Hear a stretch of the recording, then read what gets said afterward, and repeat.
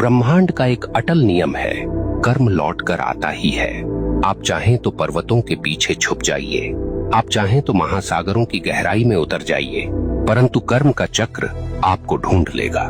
क्योंकि यह संसार किसी राजा के कानून से नहीं चलता, यह चलता है ब्रह्मांड के न्याय से। और ब्रह्मांड का न्याय कैसा है? निर्दयी, निष्पक्ष और बिल्कुल सटीक। यह न तो रिश्वत लेता है, न पक्षपात करता है। जिसने जैसा बोया है वैसे ही काटना है। अक्सर लोग पूछते हैं, अगर कर्म इतना ही शक्तिशाली है तो क्या प्रार्थना, तपस्या या दान इसे बदल सकते हैं? सुनिए, प्रार्थना से आपका हृदय शुद्ध हो सकता है, तपस्या से आपका मन स्थिर हो सकता है, दान से आपके कर्मों में प्रकाश जुड़ सकता है, परंतु जो किया है उसका फल भुगते बिना कोई विकल्प नहीं।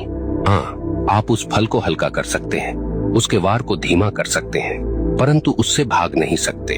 ब्रह्मांड की अदालत में तारीख टल सकती है, पर फैसला कभी रद्द नहीं होता। अब सोचिए, जब आप किसी इंसान के साथ अन्याय करते हैं तो वास्तव में क्या होता है? वह इंसान आपको कोसता है, उसकी आत्मा से निकली आह सीधी ब्रह्मांड तक पहुंचती है और ब्रह्मांड इसे दर्ज कर लेता है। अब वह आह आपके जीवन की राहों पर कांटे बनकर बिछती है। कभी वह आपके काम बिगाड़ देती है, कभी वह आपके घर में कलह भर देती है, कभी वह आपके मन को बेचैन कर देती है।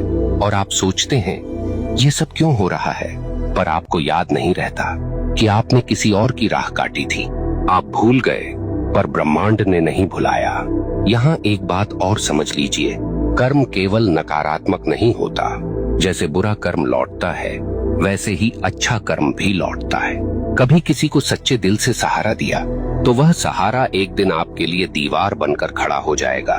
कभी किसी का दिल सच्चे भाव से खुश किया तो वह खुशी आपके जीवन में रोशनी बनकर लौटेगी। ब्रह्मांड का यह न्याय इतना गहन है कि वह एक छोटी सी मुस्कान को भी व्यर्थ नहीं जाने देता, और न ही एक छोटे से अपमान को। यहाँ मैं आपको एक कठोर सत्य बताना चाहता हूँ, आपका कर्म केवल आपकी वर्तमान जिंदगी को प्रभावित नहीं करता, यह आपके अगले जन्म तक जाता है।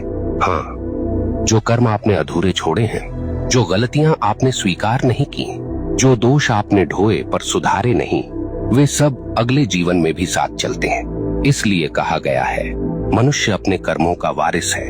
आप सोचते हैं मैं तो मर जाऊंगा, इससे किसे फर्क पड़ेगा? परंतु मरने से कर्म का खाता बंद नहीं होता। आपके शरीर का अंत होता है, पर आपकी आत्मा वही सब लेकर आगे बढ़ती है। ब्रह्मांड तब तक चैन नहीं लेता जब तक आपको आपके कर्मों का फल न दिला दे। अब आपसे एक प्रश्न पूछता हूँ, क्या आपने कभी देखा है कि कोई बच्चा जन्म लेते ही संघर्ष में होता है और कोई जन्म लेते ही वैभव में? क्या आपने कभी सोचा है क्यों कोई अपंग पैदा होता है और क्यों कोई जन्म से ही स्वस्थ और बलवान? क्यों कोई भूख में जन्म लेता है और क्यों कोई सोने की थाली लेकर? यह सब संयोग नहीं, यह सब कर्म का लेखा है। ब्रह्मांड किसी को बिना कारण दुख या सुख नहीं देता। अब एक और गहरी बात, कर्म केवल व्यक्तिगत नहीं, सामूहिक भी होता है। कभी आपने देखा है कि किसी पूरे समाज पर विपत्ति आती है, पूरा नगर डूब जाता है, पूरा गांव अकाल झेलता है, कभी कभी पूरे राष्ट्र पर संकट आता है। क्यों? क्योंकि उस समाज के सामूहिक कर्म का परिणाम वही होता है। अगर लोग सामूहिक रूप से अन्याय करें, सामूहिक रूप से भ्रष्टाचार करें, सामूहिक रूप से निर्दोषों को सताएं, तो उसका फल सबको भुगतना पड़ता है। यही कारण है कि इतिहास गवाह है, सभ्यताएं उठी और सभ्यताएं मिट गईं।